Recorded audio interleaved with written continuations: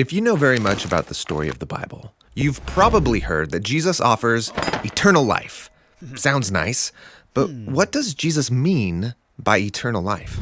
Well, Jesus adopted this phrase from the Hebrew scriptures. In English, it's translated eternal life or sometimes everlasting life, but the phrase literally translated from Hebrew is life unto the age. Life unto the age. What does that mean? Yeah, it's a dense phrase, and to understand it, we need to first talk about what an age is in the Bible. Let's do it. So the Hebrew word for age is olam, and it refers to a period of time. What length of time? Well, any length of time, actually, and it can be in the past or in the future. What matters is that it's a period of time with some common attribute that remains constant. So, for example, like the time of Abraham and his descendants all the way up to Moses. The common attribute is it's the time of Moses' ancestors. And so Moses can say, remember the days of the age, the years of past generations and elders. Okay. Or an age can be shorter and in the future. Like Samuel, who's going to spend his whole life serving in the temple.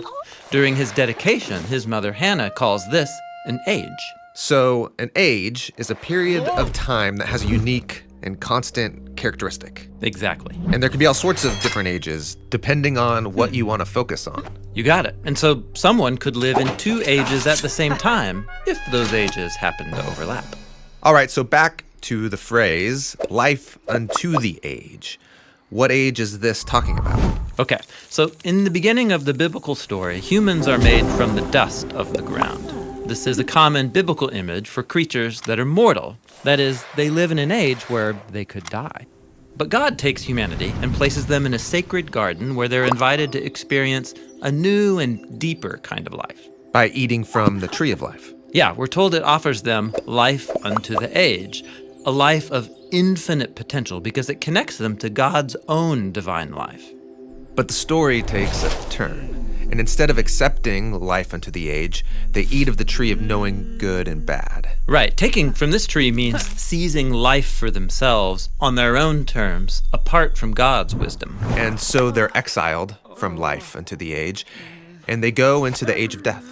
They mistreat each other, they do what's right in their own eyes. Things get really violent. Exactly. And so the whole rest of the story of the Bible can be thought of as a choice between two different ages. The age of life on our own terms that leads to death, or the age of God's own life.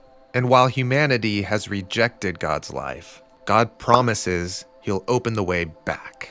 Exactly. And it's that promise that ultimately leads the story to Jesus. He's presented as God's own life become human, so that both ages overlap in him. He lives in the age of mortality and death and in the age of eternal life at the same time. And so he can offer people access to life unto the age. Right. It's like what Jesus says in the Gospel of John.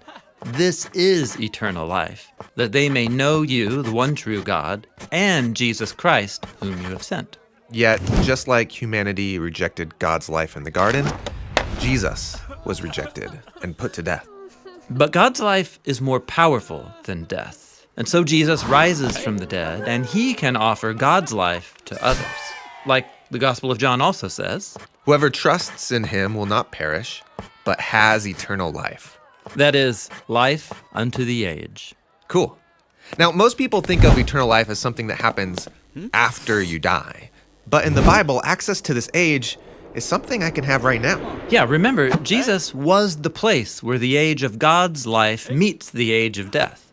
And that means that when people trust him, they can experience eternal life here and now. But we also still live in the age of death. So what happens when I die? Well, just like death couldn't overpower God's eternal life in Jesus, similarly, we can remain alive to God even if we're physically dead.